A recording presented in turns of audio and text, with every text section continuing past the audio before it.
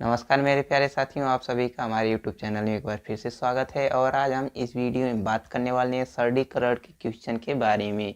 तो चलिए उस सवाल को ब्लैक बोर्ड पर लिख दिए और उसको हल करते हैं। देखिए हमारा सरलीकरण का सवाल है। इसको हल करने के लिए हमें कुछ बेसिक जानकारी होनी चाहिए। देखिए जैसे कि सरलीकरण होता क्या है। देखिए सरलीकरण का मतलब यह होता है कि हम किसी भी परिमेय संख्या को जो पी अपन क्यू के रूप में लिखा हो, जैसे लिखा है 1/5 यानी कि 1/5 लिखा है। हम ऐसी अगर संख्या लिखिए उसको हम कितना भी छोटा कर लें, यानी कि वो जितनी छोटी हो सके उसको हम उतना छोटा कर सकें। जैसे हम उदाहरण में ले लेते हैं 125/50। देखिए 125/50 है। देखिए इसको हम कितना छोटा कर सकते हैं। देखिए कितना छोटा हो सकता है, हम उसको उतना छोटा करेंगे। तो हमको इसमें क्या करना रहता है कि ऐसी संख्या से इसमें भाग देनी होती है कि उस वाली संख्या में दोनों आ जाए, यानी कि ऊपर की भी संख्या कटे और नीचे की भी संख्या कटे। तो हमारी ऐसी संख्या 5 है। अगर 5 हम इन दोनों में भाग देंगे तो दोनों संख्या कटेंगी। तो अगर हम 125 में 5 से भाग देंगे तो ये हमारा 25 बार में कटेगा। भाग देकर अगर इसको काटेंगे तो इसका यानी कि भागफल 25 आएगा। और 50 को काटेंगे तो ये 10 बार में कटेगा, यानी कि यह 25/10 इसको लिखेंगे। देखिए ये अभी और छोटा होगा, और इसको छोटा करने के लिए फिर इसमें 5 से भाग देंगे तो 5×25 और 5 दूना के 10, यानी कि 5/2। ये अब देखिए राइट आ गया। अब इससे ज़्यादा छोटा नहीं होगा। तो अगर हम सरलीकरण को हल कर रहे हैं तो पहला हमारा स्टेप यही होता है कि अगर जो संख्या इतनी बड़ी हो तो उसको हम जितनी छोटी हो सके उतनी छोटी में तोड़ सकें, यानी कि उसको कन्वर्ट कर सकते हैं, उसका परिवर्तन कर सकते हैं, उसको काट सकें। समझ गए। अब चलिए इस सवाल के दूसरे रूल को समझते हैं। तो देखिए दूसरे रूल में हमें क्या देखना होता है कि इस सवाल में हमारा यह जो चिन्ह है प्लस का है या माइनस का है या गुणा का है या भाग का है। अगर प्लस का और माइनस का रहेगा तो अलग रूल लगेगा, और अगर इसमें गुणा और भाग का रहेगा तब इसका अलग रूल लगेगा इसको हल करने के लिए। तो हमारे सवाल में प्लस और माइनस दो ही चिन्ह है, तो इसको कैसे हल करेंगे वो आगे आपको बताएंगे। चलिए इस सवाल को हल करते हैं। इस सवाल को हल करते हैं। हल लिखेंगे पहले, फिर उसके बाद क्या करेंगे। हम पहला रूल बताए थे, अगर देखेंगे इसमें जो संख्या छोटी हो सकती है उसको छोटी कर लेंगे, ठीक है। अगर देखिए ये परिमेय संख्या ये छोटी तो होगी नहीं, ये इसका रियल नंबर यानी कि ये राइट है। इसको अब इससे ज़्यादा छोटा नहीं किया जा सकता, इसको हम छोटा कर सकते हैं। तो देखिए हम यहाँ पर लिख लेंगे 1/5 प्लस, अब इसको हम छोटा करने के लिए क्या करेंगे, इसमें भाग देंगे ऐसी संख्या से कि वो संख्या इन दोनों को काट सके। तो 2 से इसमें हम भाग देंगे तो नहीं कटेगा। अगर इसमें हम 3 से भाग देंगे तो कट जाएगा। 3 दूना के 6, 3 एकम 3, तो ये हमारा हो जाएगा 2/1। ये माइनस का चिन्ह है तो माइनस का चिन्ह लग जाएगा। अब ये देखिए नहीं छोटा होगा, ये ऐसा ही लिखा जाएगा 2/1, प्लस का चिन्ह लग जाएगा।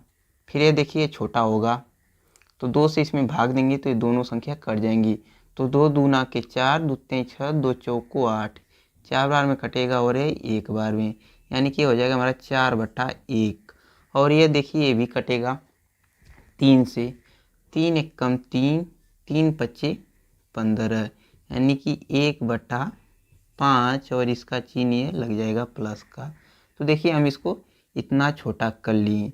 तो अब देखिए इतना छोटा हो गया, तब इसमें हमारा सवाल का इस सरलीकरण के सवाल का दूसरा रूल लगेगा। दूसरा रूल यह रहेगा कि हम इसमें अगर देखेंगे प्लस माइनस है तो इसको हम जोड़ेंगे या घटाएंगे।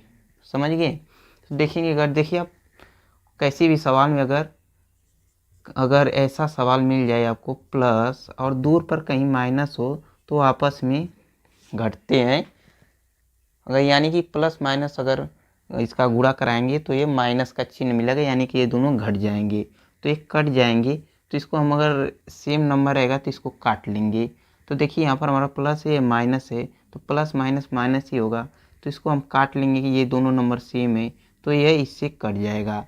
अब जो बचेगा उसको नीचे लिखेंगे। तो हमारा नीचे अब बचा क्या है ये देखते हैं।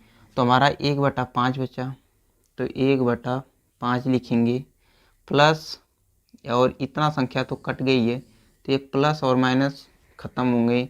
अब इसका ये वाला प्लस यहाँ पर लिखा जाएगा प्लस 4/1 प्लस 1/5। अब देखिए इसको हम इतना लिख लिए। अब इसमें क्या करेंगे, तीसरा इसका नियम होगा, अगर इसमें प्लस माइनस है तो इसका हम एलसीएम निकालेंगे। अगर इसके सवाल में प्लस माइनस का अगर चिन्ह मिलेगा तो इसका एलसीएम निकलेगा। अगर प्लस माइनस नहीं, अगर गुणा भाग का आएगा तो उसके लिए दूसरा रूल लगेगा। तो अब इसका तीसरा नियम के हिसाब से इसका हम एलसीएम निकाल ले रहे हैं। 5 1 5 का, तो हम यहाँ पर इसका एलसीएम निकालते हैं। 5 1 5 का एलसीएम आपको पता होगा कितना होगा, 5 ही होगा। देखिए कैसे, 5 1 कम 5, 1 पहले से है तो 5 1 कम 5 इधर भी कट गया, यानी कि 5 ही सिर्फ बचा, तो इसका एलसीएम 5 ही होगा। तो इसका एलसीएम यहाँ पर 5 लिख लेंगे। अब क्या करेंगे, इस संख्या का इसमें हम भाग कराएंगे, जो आएगा उसमें 1 का गुणा करा देंगे। तो हम अगर 5 का 5 में भाग देंगे तो 1 ही आएगा, और 1 में 1 का जब हम गुणा कराएंगे तब भी हमारा 1 ही आएगा, और जो चिन्ह रहेगा वह यहाँ पर लगेगा। देखिए कैसे, इसका हम अगर इसमें भाग दिए तो 1 बार 5 1 कम 5 वही बचा, 1 आया। तो 1 का हम जब 1 में गुणा करेंगे तब भी 1 ही आएगा। अब जो चिन्ह है वो लिख लिए। फिर वही काम, 1 का 5 में भाग, तो 1 से जब हम 5 में भाग देंगे तो 5 ही आएगा, समझ गए। और उस 5 में 4 का गुणा करेंगे जब, तो हमारा हो जाएगा 5 चौक को 20, प्लस का चिन्ह है तो वही लगेगा। अब फिर हम 5 का 5 में करेंगे तो 1 बार में, 5 1 कम 5, और 1 का 1 में गुणा करेंगे तो 1 ही आएगा। अब इतना हो गया, तो अब क्या करेंगे, इन तीनों को जोड़ देंगे। तो 1 20 और 1 को जोड़ेंगे तो आएगा 22/5। अब देखेंगे अगर एक किसी संख्या में इन दोनों आ रहे हैं, अगर कट रहे हैं किसी वही संख्या से, तो इसको काट लेंगे। तो हमारे हिसाब से तो नहीं कटेगा किसी भी संख्या से, तो यही इसका राइट आंसर होगा।